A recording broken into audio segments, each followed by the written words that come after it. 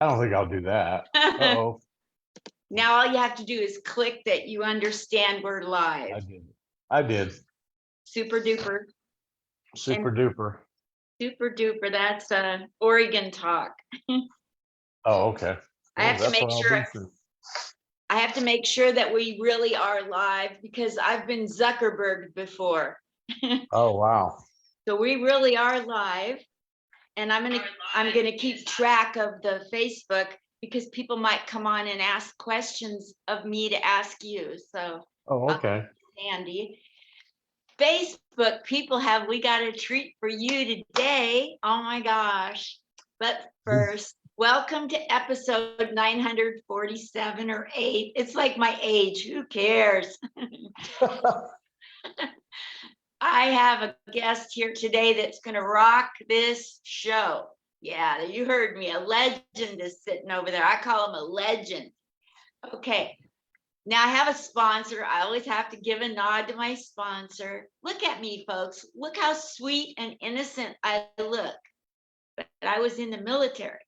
I was in the Army, and now I serve up jokes with the Veterans of Comedy. So if you ever looking to hire somebody that used to serve our country to serve up jokes, what you do is, now don't tell them this, but you go on their website and you scroll until you find my picture and you hire me and nobody else.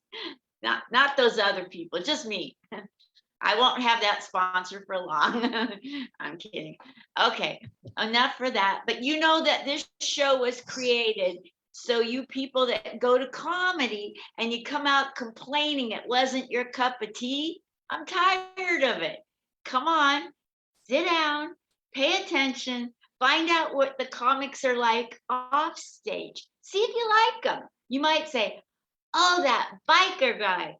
That's the one I want to go see. And then you go biker guy and you find him because that's how you find him. Yeah. Today we have an amazing writer and comedian. Yes, sirree, bub. I can't memorize all this stuff. I'm going to read it. He's got over 160, I think, dry bar comedy specials, over 17 million views, and probably more than that by now. He's been on he's been seen on A&E, Comedy on the Road, Showtime, the Warner Brothers channel, the WB, Spike TV, Comedy Central. He's been all over the cruise lines on Carnival and Princess. He's got jokes about butter knives, you guys. This guy is amazing. He's an all-around nice guy. And on the intro goes. He's a father, a husband, a grandfather. He's everything. He's got a little boy. He's funnier. He's got more laughs per minute than anybody out there. You guys, welcome to the stage. Before I lose my cool, Russ Nagel. Well, thank you very much. Let me correct one thing on that intro. I have one dry bar comedy special, that has numerous clips that have been taken from that 45-minute special and posted all over everywhere. Amazon Prime, Tubi TV, Pluto. It's been everywhere. Now, how many clips are out there? I don't know. And how many views? We're well over 20 to 25 million views on the, if you add up all the total of all the clips. Wow, that's incredible. Oh my gosh. I never get any views. Nobody even looks in my window. I'm tired of this. I'm so happy for you. That's amazing. I have to know right now, what city are you in? Let's start there. Right now, I am in Clinton City, Utah, which is we're about 45 miles north of Salt Lake City and just below Ogden. I'm 10 minutes from Ogden, Utah, just a small little suburb, I guess, or however you want to call it. It's we have the one stoplight, the Walmart, and stuff like that. It's, I mean, it's a city, but it's not. we're not in the country, but we're not a big. It's the way this is. Yeah, I'm in Clinton City, Utah. That's What like is the thing. Clinton City famous for? Me, you know, you know, Clinton City. I could not tell you. Although I've only been here for, I've been in Utah for 16 years. Originally from Louisiana, but Clinton, my wife and I and family have only been here for 6 years. We've lived over in West Point City, and I don't know. I don't think that we're famous for anything other than being close to Ogden. Which Ogden is the Golden Spike is where the two Union Pacific Railroads met somewhere, and that's why we're called the Golden Spike. And it's got a lot of history behind Utah, but as far as Clinton City, no, not much. Just no. If they see me riding around my motorcycle, that's a special event. So do Utahns, the people in Utah, I don't know what you call them, Utahns, do they come up and ask you for an autograph? This, what, what did you ask me if we called them? Utahns? Well, no, we're not Utahians. Uh, that's, that's it. That's just reminds me of my friends that are Italian. No, we're Utahns. It's just you should just put an N at the end of the H, so it's Utahns. Oh. Utahns. But no one. I'll get recognized in town occasionally because we get a lot of people here that come to my shows locally, and then they see me on the cruise ships. So we get a lot of people out of Utah that sail on the West Coast ships, and so they'll see me in town, and I can tell that they know who I am, but they don't know who I am. And then they may ask me what I do for a living, and then they say, "Oh, we saw you at the comedy club, or we saw you," but at the ship on the ships. But no one ever asked me for my autograph. So during this pandemic that we've been through, did it touch your life like family and friends, or did you get through it pretty much unscathed?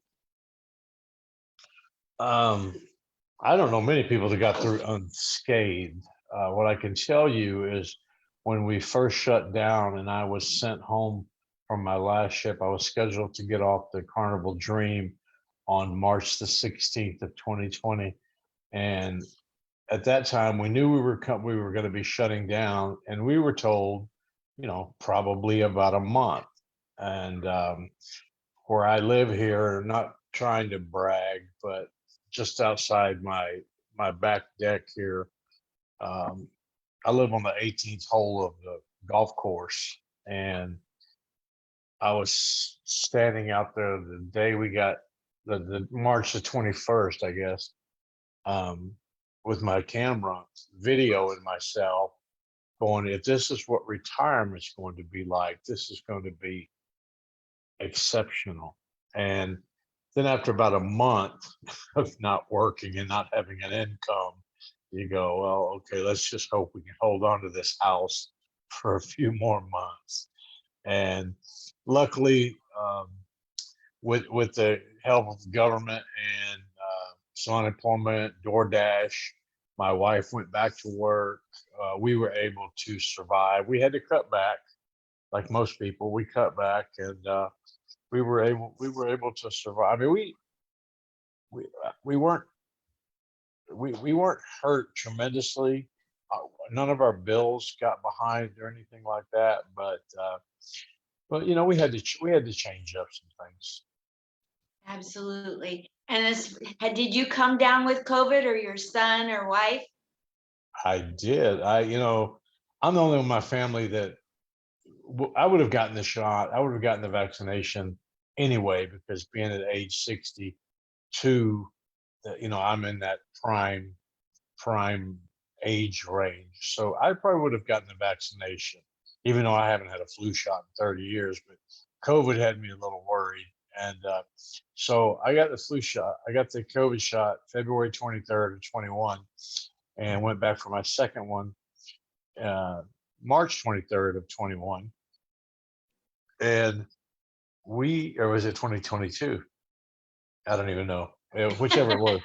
No, it was 2021 because we went back to work August of went to back to work in August, and by then they had come out with the booster, and Carnival and Princess was asking us to get the booster shots. So I went in the Tuesday before Christmas and was here at my house with my family, and I went and got the booster shot, and that was on a Tuesday. Christmas, I believe, was a Saturday or Sunday, and I went and joined the Carnival Dream, and I tested positive the day I got on the ship, so I was in quarantine for 10 days.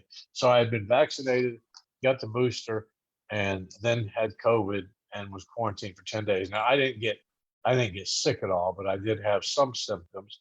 My family, on the other hand, they're blaming me because they all got COVID after I left. And my wife, she got hit the worst. She was down and out for 4, 5, 6 days. But my kids or grandkids, they barreled through. So because they're young, but yeah, we got it. It's not fun. I've had a couple of friends that, I know you'll have listeners that disagree with the vaccination, and that's fine. I don't tell anybody. You do what you want to do. Yeah. I know people. A good friend of mine that I've known for 45 years. We just lost him just about 2 months ago, and that's something that's just set in. My brother and sister-in-law, they have COVID right now. Hold on one second. Excuse me. We got that COVID. My brother and sister-in-law, they have it right now. They're probably getting over it, but he was feeling pretty poorly for about 10 days. And neither of them are vaccinated, but my wife and my kids are now vaccinated, so that's good. Good deal. I would like to do a back to the future kind of trip with you, a mind trip where we pretend to get in a DeLorean with a flux capacitor and we go back to little Russ Nagel in grade school, in your home life. How many brothers, sisters? Were you funny at home, funny in school? When did funny pop out of you? Wow. Well, if we go back, I have 5 siblings. There's 4 boys and 2 girls. I'm the middle. We're a blended family, but we've been blended for 50 years, so we don't use the step daughter, or we don't use step brother or half brother or anything like that. So there were 6 of us, and I was, people go, "Were you the class clown?" No, I opened for him, but I never was the class clown. Um, I don't know. I used to, we would go to family reunions or we'd have parties and stuff, and I would always be the one that would want to show off and maybe dance or tell jokes or do whatever you did as a kid at age of 7, 8, 9, 10 years old. And then I didn't even think about being funny professionally until I was 27 years old. That's when I started doing comedy. What made you decide that? People ask me that all the time. I can tell you this: in June of 1996. No, not 19. June of 1986. There was a club in my hometown called Jody's Comedy Shop, and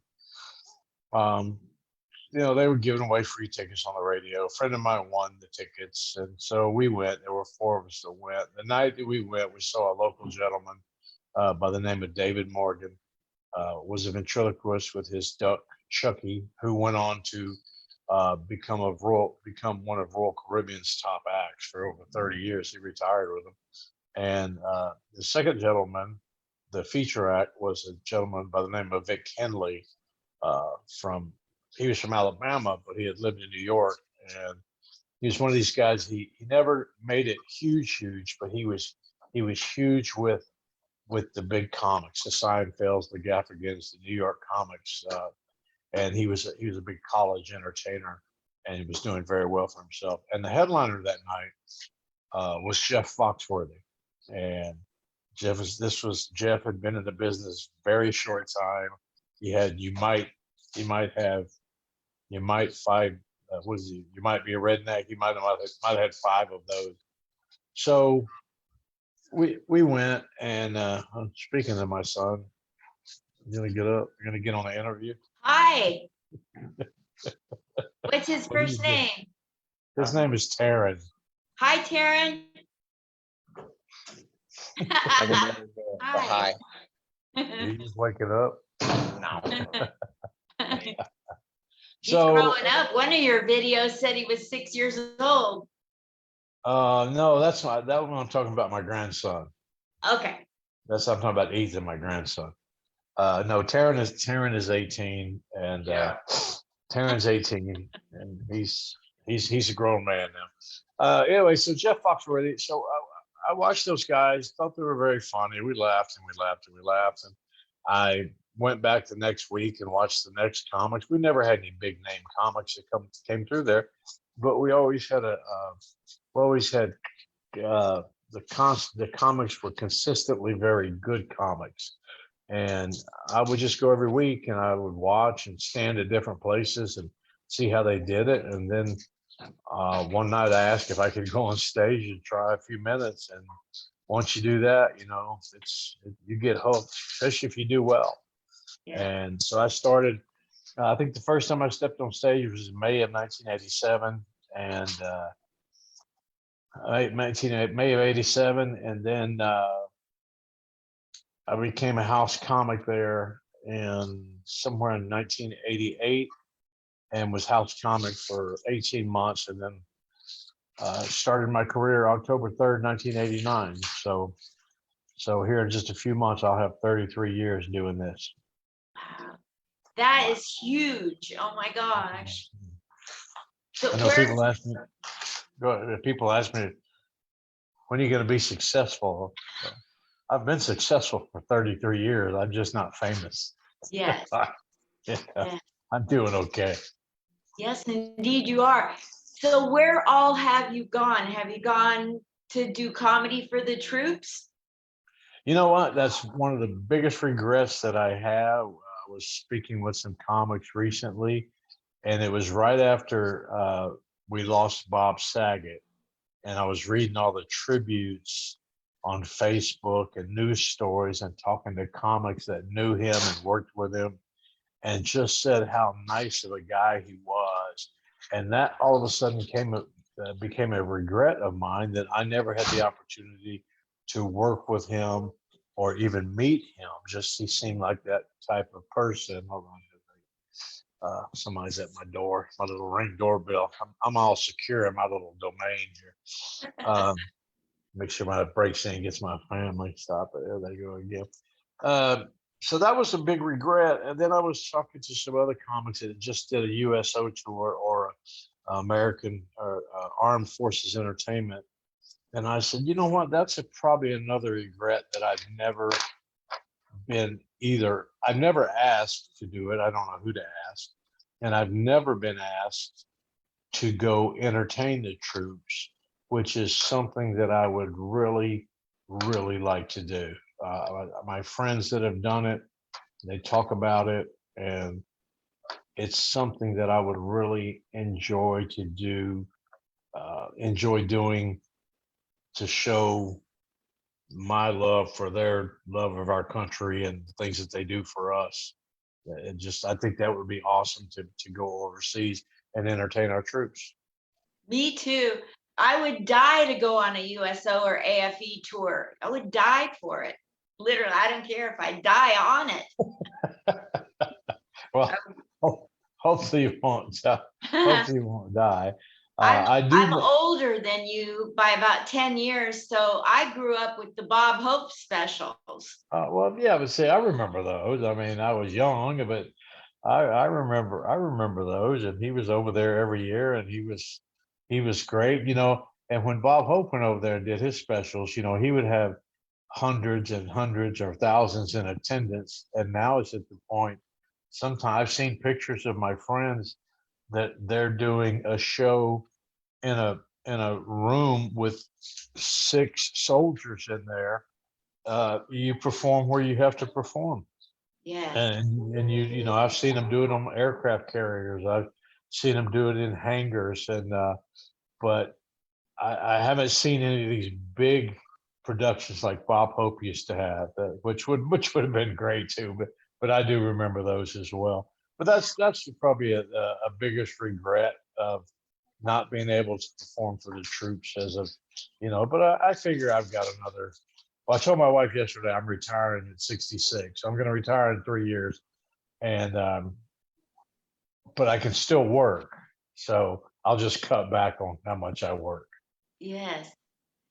So when you were growing up, going back in time again, when you were growing up, were you a good student? What was your favorite subject? Were you in sports? Not a good student. Were you No, in trouble a yeah, lot? no. I was a good student.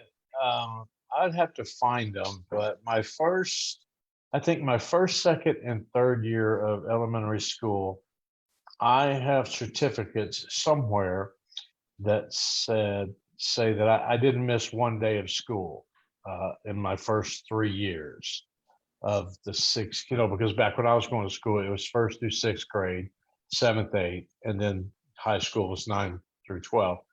Um, I'm at the age I didn't have to attend kindergarten, so I started right in the first grade.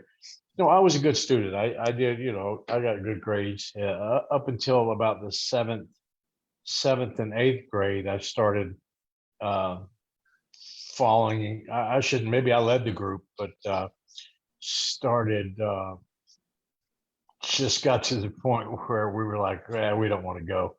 And by the ninth grade, I finished the ninth grade, and then I said, I don't think I want to do this anymore. So we just quit. So I wasn't a bad student when I was in school.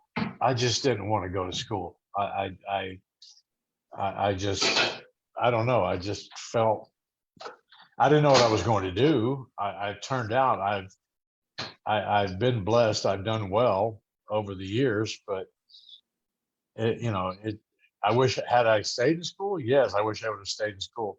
I did get my diploma. I have a diploma from Bossier High School, my GED. But yeah, I wish I would have stayed in school and maybe even gone to college.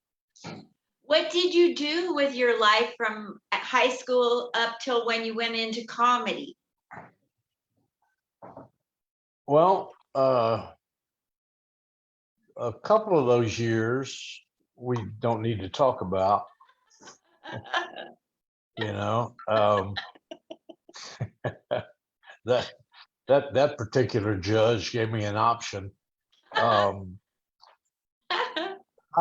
yeah, I was married at the first time I was married at I was married at 20 years old. So by the time I was 24, I had two children, uh, owned a house, and was just working.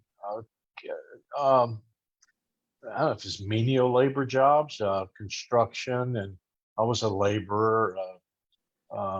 We would build paper mills. I did whatever I could do. I worked for cable television.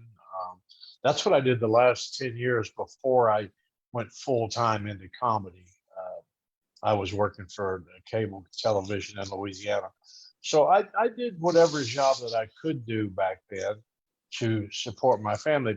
And to support your family, you know, we're talking 1980, um, you could almost support your family on the $9 an hour that I was making, or the $12, the most I ever made.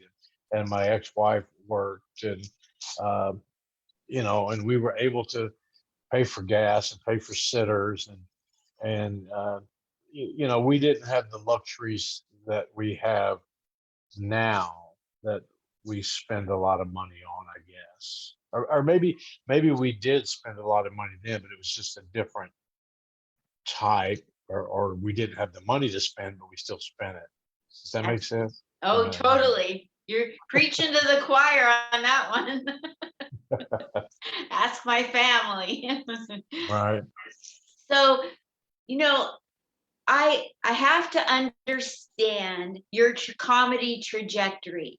You got on stage and did well, and it says that you're a writer for Dry Bar. Does that mean that they consider your special to be a writer on Dry Bar, or did you help put together the Dry Bar comedy special? No. When it just says at the end of my special, it would just say written by Russ Okay. Nagel. So, which means the material that you have and all the material that you see on Dry Bar, these are material that these comics have written over the years. And um, don't get me wrong, we've been helped by many people. Sometimes people will help you write a joke or help you write a tagline or a callback. But if you start trying to give those people credits over the years of my 30-year career, you'd be there all day. So I'm definitely not a writer for Dry Bar or a writer for Dry Bar Comics. I tell people I can't write for other people. I've never been able to write for another person. You might can tell me a joke and I might can help you with it, maybe. But as far as sitting down and writing a joke, like some of these bigger stars that have, and I won't mention names, but some of these people that have 5, 6, 7, 8, 9, 10 Netflix specials, they have writers. They have people that write for them. They don't come up with this hour special once a year. They don't do that. So I can't just sit down and write a joke for somebody. And and no one can really sit down and write a joke for me, for my style, because my style of comedy is about myself and my family and things that I've lived and things that I've done.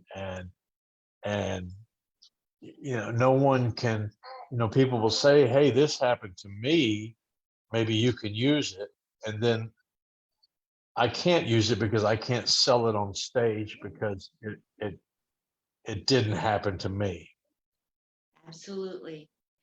And like every good comedian, and that's where you are, you're at the top of the good comedians in my book. Every good comedian starts with the truth and it embellishes it somewhat. A So lot, that a lot. so what's your favorite thing to embellish? I do jokes about my wife and my shows, and uh, some of my jokes about my wife is younger than me, and she's gone from because you have to kind of keep up with your timelines, which mine don't always add up. Um, like when my wife and I got married, she was 11 years younger than me, which is about what she is, I believe, 10 and a half, 11 years. And over the 20 years that we've been together, my last show, she's was 31 years younger than me. So I'll embellish that. And because for the joke that I do, she has to be younger. She has to be younger for that joke. And it's getting to the point where now a lot of times I don't even say her age. I just say my wife is much younger than me, and I'll do the joke, but then it almost makes me look like she's too young, because the joke actually, um, when I wrote the joke, I said my wife is, I don't know, I would have been 30. I don't remember. Uh, this might have even been written for my first wife. I don't remember. I know that's how long I've been doing the joke. It's sad. I said my wife is my wife is 10 years younger than me. And I said, which works out great because my kids pick her up at the bus stop and they help her with her homework. Well, as if if I tell people on stage that I'm 62, well, then if I tell them that my wife is 30 years younger than me, if they're in their head, if they're thinking about it really quick, they would think, well, wow, she's 32. Why would she even be in school? You know. But usually they don't even catch it. They still laugh. Maybe they just want to make me feel good. But sometimes I've tried it. I'll say, my wife, how do I say the joke? I don't even know. I'll go, my wife is much younger than me. It works out great. My kids pick her up at the bus stop. So now it sounds like she's 8. You know, it sounds like she's young. So I can't do that joke like that anymore. And now with the politically correctness and people come up and Will Smith and me and Dave Chappelle attacking me, and you don't know who you're gonna make mad, and people just, you can have 1,000 people in your showroom and 1 to 3% gonna walk out of there and just think you're the worst comic they've ever seen, or you're making fun of something that shouldn't be made fun of, or we don't know. I can only do what I do and hope that people laugh. Exactly. I listened to a bunch of your clips today, a bunch of your jokes, and I was laughing. I didn't get offended. The butter knife joke. Oh my Uh, goodness sakes. Oh my gosh. And if uh, all my jokes were funny, I'd be on Fallon. oh, did I say that in my special? I don't remember that. Oh, okay. That special was filmed in 2017. Yeah, that joke was written. That joke was written in New York, uh, about a guy that almost got in a fight with, and I'm sure I embellished with the butter knife, but he either did pull a knife on me and told me he was going to pull a knife, and pulling a butter knife on me, and then what are you going to do? Is just spread me to death. It's a funny joke. And then when you told it in Utah and the people laughed somewhat, and then you added a tag. What do you think I meant about shoving a knife, shoving it in you? Oh, oh, well, that is that that's when I say that the man pulled a knife on me. I said, what are you going to do? Spread me to death? I said, look, I'm from New Orleans. I did 2 years in prison. I'll stick it in you, and I'll stick it in you, of course, is meaning the knife. But as a tag, I'll look at the crowd and go, hey, the knife. That's what I'm talking about. To give them, I guess it's another laugh. It's a gay joke, I guess, if you want to say that. I don't know. Uh, I don't know. Like I said, again, never wanting to offend anyone, but some people will call you and write you and go, "Oh, he's offensive right now," and I'll just get up from here and uh, I'm gonna go jump on my Harley and go ride. It's what 90 degrees today. what would you say is the funniest thing that's ever happened when you've been out performing with other comedians or when you've been on stage? Wow, there are so many. I'd love to hear a few of these road I know, but stories. I don't know. Some of the road stories didn't necessarily happen to me, but I know of a lot of road stories of like one comic, and I won't mention his name because he's fairly famous now. Actually, he's very famous. He was working the road, and he had met a girl and brought her back to his hotel room. And when she left that night, he had told her some stuff. Oh, I love you. I'd love to take you on the road with me, and blah blah blah. And he told the other comic he was working with that.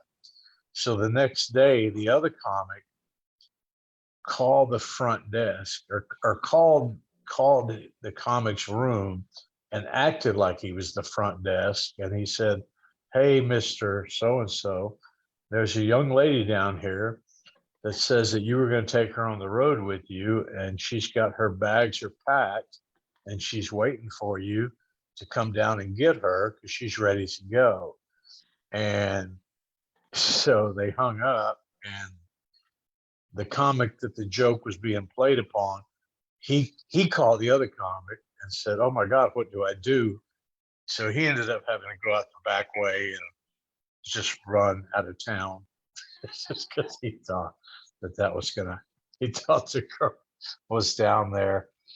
There's so many practical jokes out there that have been done on people on comics, and another comic told one comic while he was on stage that he said, "Hey man, while you were on stage, somebody at the hotel called and said that your TV was too loud, so they sent maintenance in there to turn it down, and they found a bunch of weed in your room, and they've called the cops."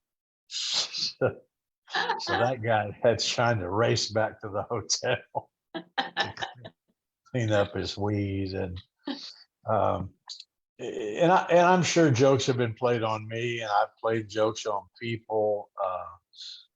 It's a comedy. We're a big fraternity. It's a thing with us. Even if you don't know the person, you get to know them. Some of us don't click. I mean, we don't click. You just don't. It's just not right for other people. But most of us do click, and we get together and we have a good time. We're the only ones that know each other. We're working on a cruise ship or at a comedy club in a town where we don't know anybody, so it's just kind of us to hang out with, and that's what we do, and we become friends. And sometimes I can go 10 years and not talk to somebody, and call them up today, and we'll pick up just where we left off. And it's a wonderful fraternity type thing with comedians and entertainers alike. Yes. Who of all the comedians living and dead, who do you just love? Like who not the old question, who inspired you to get on stage is so overdone, but who picks up your spirits when you want to just laugh at somebody else's comedy? People ask me this a lot, and they expect, a lot of times I go, "Who do you expect?" And they want to hear, "Oh, it was Jerry Seinfeld, or it was Chris Rock, or it was somebody." The funniest person in the world to me is a gentleman out of Houston, Texas, by the name of Carl Falkenberry. And I worked with him numerous times, and I remember seeing him the first time, and his timing and his delivery is impeccable, and his jokes are so well written and so well delivered that I could watch him every day. As a matter of fact, when we work on the ships together, we both do 5 different shows at different times. Like he might do a 7 o'clock show, and then I'll do an 8 o'clock show, and he'll do a 9 o'clock show. And then the next night I'll do a 7 o'clock, he'll do an 8. But we do 5 different shows for the cruise line. And I will go to all 5 of his shows, knowing what he's going to say. But just to watch him perfect his perfection that he's already gotten is just amazing to me. But I like a lot of people. Ricky Gervais, I think, is very funny. I mean, none of these people inspired me. None of me said, "I'm going to do that when I get older." Even when I saw Jeff Foxworthy and thought he was so funny, and Vic Kinley, I just thought they were funny. I just thought I would just keep going to the comedy clubs. And I guess a lot of people inspired me, but I didn't know it at the time. But as far as just having one person, I've never had that. That's I have friends that will say Richard Pryor that inspired them, or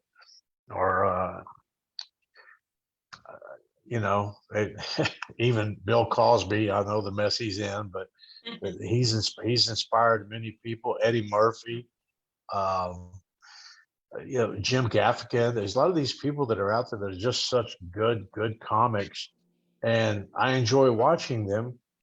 And but the most the one that inspired me the most, that makes me want to be as good as him, is Carl Falkenberry. No one knows him. No I'll one go knows who he watch is. him today. I Yeah, want to find him. see him. He's just he's so likable. He's such a nice guy. And like I said, his jokes and his delivery and his facial expressions, they're just they just amaze me. They really do. Well, if you find him interesting, I'll want to watch him too. So thank you for that tip. So I have to ask you, like a lot of comic, I'm quite a lot, I'm only 8 years in the business. Okay. And my trajectory's been slow because I have a little bit of a brain injury. So memorizing and recalling and under bright lights, that my path has been slow, and I'm Sure. fine with that.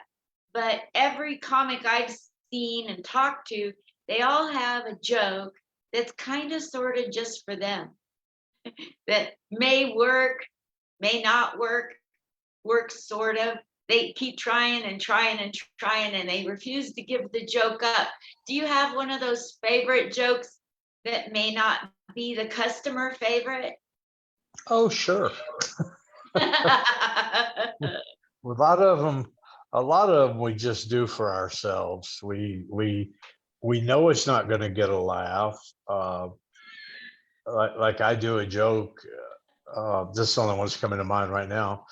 Um, I talk about before I got married. I said before I got remarried, I was dating, and I was dating girls way too young. And I say, I'm not going to tell you how old they were, but a lot of times I would get letters written in crayon, which will get a laugh. And then I go, I'm kidding, it's a joke. They were in pencil, but their E's were backwards. That never gets a laugh. Never. Because you remember as a kid, we made our S's backwards, we made our E's backwards, we made our N's backwards. That never gets a laugh. It's not funny. I know it's not funny, but it's funny to me. And it's funny if 5 people laugh at it. And I'll thank them. I go, I appreciate that. No one ever gets that joke. Uh, and I have a few of those, and not being able to be into my act right now, it's hard to remember, because a Yeah. lot of us, we don't, because I'll be perfectly honest with you. I've been on the road since, let's see, I just got home yesterday, and I was on the road for 14, I was on the road for about 18 or 20 days. And when I come home, this sounds ugly, but when I come home, I just want to be dad. I just want to be Popo, want to be be the grandfather. Yes. I just want to get stuff done around my house and enjoy being home. And I don't think much about comedy when I'm here. I mean, a long time ago, my mother, people ask me a lot, uh, they'll say something to us comics, well, you only work an hour a day. Physically, yes, if that's what you want to put it at. If I'm headlining a show on land, I'm doing 45 minutes to an hour. But my mother, God rest her soul, I love that lady. She told me one time, she said, "You're working every waking minute of your life," and which is true, because even as I'm talking to you, things are going through my mind of what I can write a joke about. Now, will I remember them? Probably not. But I'm always constantly writing something and running it past my wife and ask her what she thinks. And if if if it's not funny, she lets me know, and I know not to do that joke. So That's beautiful. so I yeah, when I'm home, I just I try to be uh and this is going to sound bad too, and I don't mean it to. When we're on the cruise ships, on a 5-day or 7-day cruise, after the fourth or fifth show, pretty much everybody on the ships know who we are. And they're very polite. They're very kind. A few of them will ask for autographs. A few of them will ask for pictures. A few of the kids will ask for autographs. And it's a treasure. I mean, I try to meet as many people as I can because these are the people that pay my salary. But I also couldn't be that. I couldn't be that. That Chris Rock or that George Lopez or that Tim Allen guy that can't go anywhere without being bombarded by people. I noticed. I think you live in Vegas. I'll be in Vegas in uh, let's see, September 29th through October 2nd. I'll be at Delirious Comedy Club. Don Barnhart? Yep, looking for Donnie. I'll come. I will be there December 29th through October 2nd. And then also on December 29th, I will be appearing on the Dennis Bono show. I do Dennis's show when I'm in town. But what I'm trying to get to is one of the other longest running headliners in that city, the kid with the flaming red hair. He's a friend of mine. Wow. And we will go see him, but we don't get to hang out with him because we can't go anywhere because he just gets bombarded. And it's okay.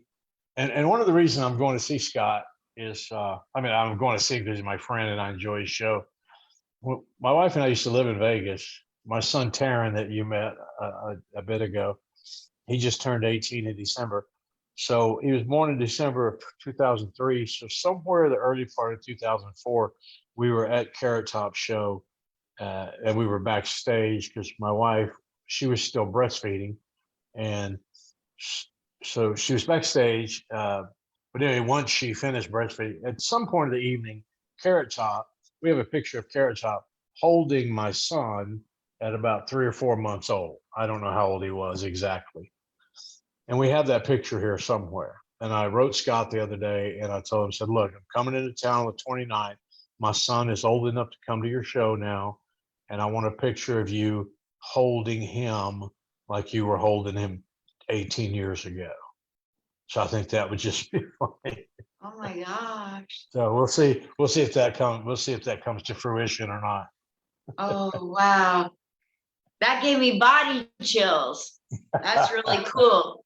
Okay, so I've got kind of a end of the bothering you with this interview question. Well, you're not bothering me, I'll tell you that. Oh, thank you. So you said, you intimated in one of your clips I saw that you're part Jewish. Well, like I said, you can't be part Jewish. That's another joke that I've rewritten, that I've been attacked for. I'll tell you what, when you do a dry bar, you get a lot of good comments and a lot of good reviews. And then you also get hate comments. And at first you're kind of disappointed because we want to please everybody. But there'll be a comment on one of my clips that says, this is the worst comic I've ever seen in my life. And I'll type on there, I go, I totally agree. I don't care. So yeah, my father is Jewish. My father was Jewish. Mine too. My mother is raised Catholic. So therefore I was raised Catholic. My father didn't really practice the Jewish faith, except when it came time for Christmas. It was his excuse not to buy us any gifts. But yet, when we bought him gifts, he liked that. He got Christmas and Hanukkah. So that was for a joke that I would do, being about part Jewish and my mother being part Indian, and I was raised Catholic. So somebody told me once, he said, you can't be part Jewish. And I get that, I understand, but it's just one of those jokes that I've been doing for so long that I don't do that anymore. I took that to heart. Somebody wrote me. Actually, somebody wrote me this because they said we get the hate mail. And I didn't know this was a derogatory term. I did not know this, and my apologies to anybody that I've ever offended with it, because it's another thing. But in that joke you're talking about, I say, you people are looking at me. You guys are looking at me like a Jew boy from Louisiana. And I was recently told through an Instagram email that Jew boy is the same thing, can be considered as the N word, or any, or calling some a Mexican or Latino S word, or and I didn't know. I never knew that. No one's ever told me that in the years I've been doing that joke. I never knew that that the term Jew boy was derogatory. I just didn't know that. But the day that the man wrote me that, I said, that will no longer ever be in my show. And that was over a couple of years ago. And it's never been in my show ever since. Because like I said, I don't want to offend anybody, but sometimes we don't mean to, but it happens. Absolutely. Yeah, my family survived the Holocaust, and Hmm.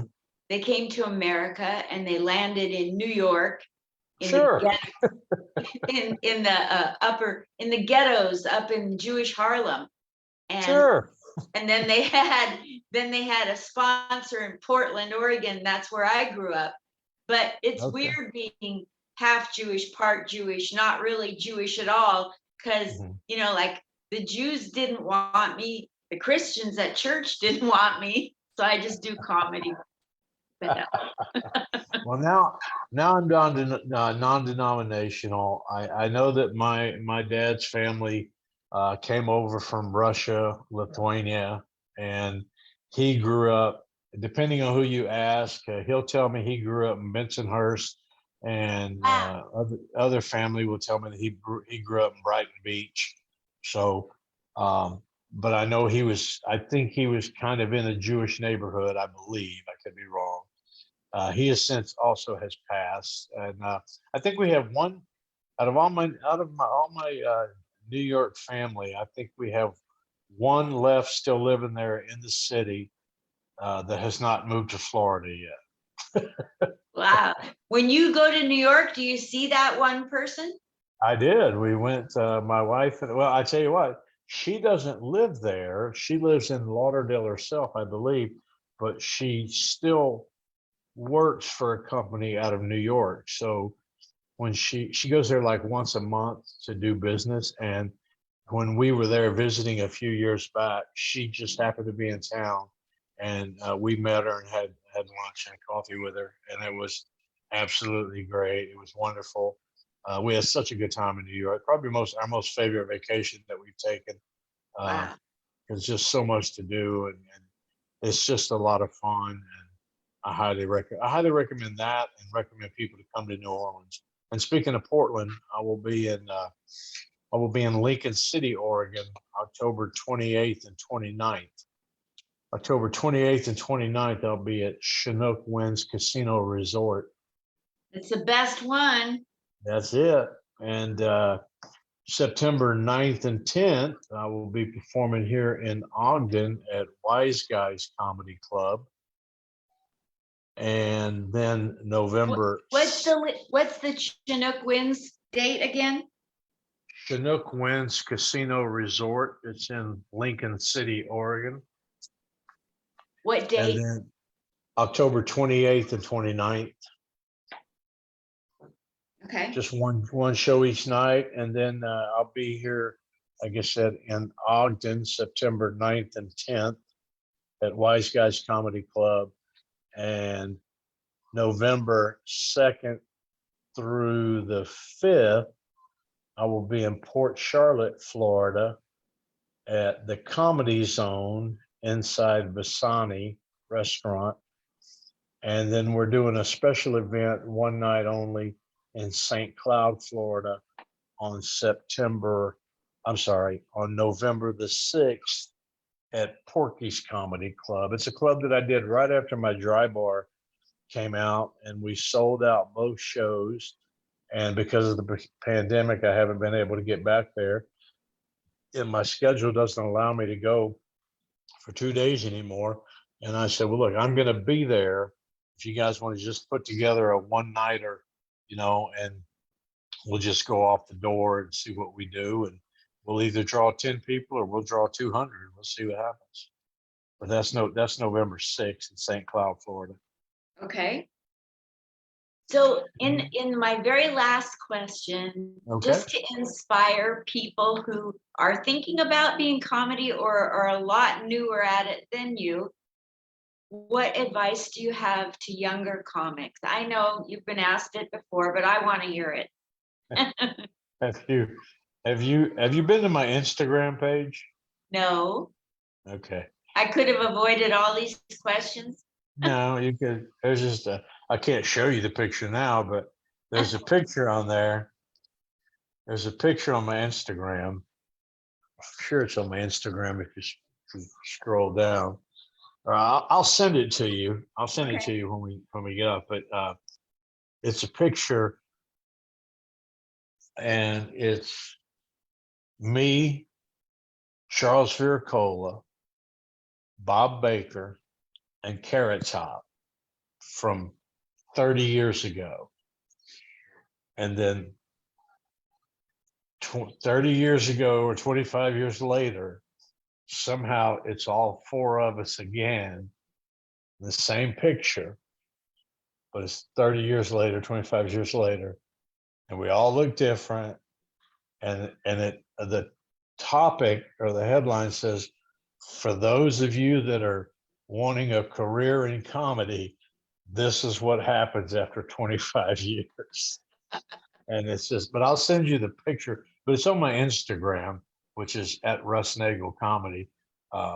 Everything I'm is Russ sure. Nagel comedy. You're so smart to do that. I don't Is know it? Oh why yeah, people Russ. are so stupid with all these different names for all their social media. Well, at one time, my Facebook was facebook.com/Russ Nagel. Like you, I'm chock full of friends. I don't have any room. So then my fan page is called, it's facebook.com/America's Funniest Biker. Um, I did, and it's called Russ Nagel's Knuckleheads, which is a Harley Davidson motor. And my TikTok was different, my Snapchat was different, my Instagram, my Twitter, whatever else I had was all different. And then I noticed that some of these people that are getting a little bigger in the business with their Netflix specials and their dry bars, all of their stuff now say Russ Nagel Comedy, or their name with comedy, and they're only tagging stuff stand up comedy, and comedian. Not using a lot of hashtags. So you copy success. So yeah, Russ Nagel Comedy, I thought it's just easier when I'm on stage to go. You can find me on the net at Russ Nagel Comedy, or you can Google Russ Nagel. I'm usually the first one that comes up. And I tell people, you can friend me on my friend on my Facebook page, but I'm at 5,000 people, and I don't get rid of anybody unless they just do something stupid. Like I have guidelines, like I don't allow any hate speech, or I don't allow any politics or any cursing on my page. And if certain things in your life, like I tell people, if you've never had to pop the clutch on a car, I don't think we can be friends. Got little things like that, stuff like if you've never turned down your car stereo so you can see better, we can't be friends.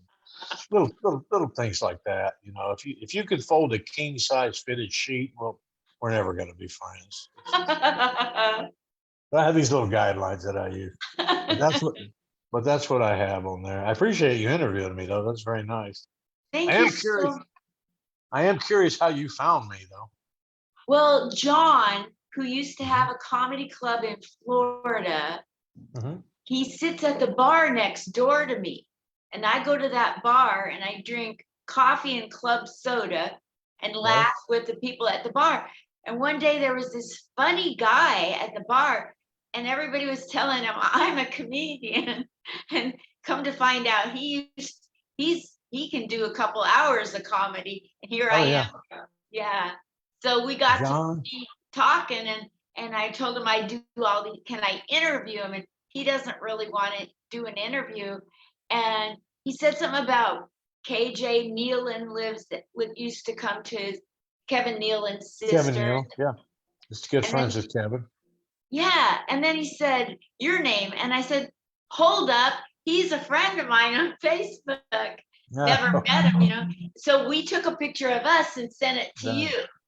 That was great. My wife, I showed that to my wife today. She goes, "Oh, look, it's Johnny." Yeah, I've been working for Johnny. He owned, he started off, I don't know which one he started with, but I'm pretty sure it was the one in Sanibel, Florida. And he had that for years, starting in the early 90s. And I worked for him there. I worked for him in Vegas. I worked for him in Milwaukee. I worked for him in Hilton Head. Wherever he had a club, I worked for Johnny. And John is a great friend of mine, and he's a good comic. And I'm not sure what he's doing in Vegas now. I think he's still managing something. I'm not He's sure. at the Sevens or something like that. It's right up the road on Paradise. Not, Okay. like I'm at Paradise and Sierra Vista, and he's like one light up and running all of everything in the casino with Oh wow. food and beverage manager. Right. Yeah, he's always been food and beverage. He was that at Main Street Casino for a long time. And then he Wow. moved to Hilton Head, then he moved back. So hopefully I'm going to see him when I come into town in October, because I haven't seen Johnny in forever. That'll be cool. Well, I'll let him know that you're coming down to Delirious, and I will definitely be there. And Okay. thanks for the interview. All the dates you gave me, I'll type them up and send them to you to make sure I got it correct. And then Okay. I'll add it to the post, and we'll see how many views you get out of this, how many All new right. people come and like you. Thank you Okay. so very much, Russ Nagel. Thank you very much. And I'll get you that picture of me and the other three guys. I would love that. I can't wait to see the new picture with you, Carrot Top and Oh, Taryn. that's gonna Taryn. Taryn. Yeah, Yeah. that'll be great. All What's right. your wife's first name? Wendy Lee. All one Wendy. word. All Thank one you word. so much. I Thank really you so much. appreciate the interview and time. I appreciate you. I had no idea how to turn this off, so you turn it off. I put Okay, my bye. glasses on. Bye bye.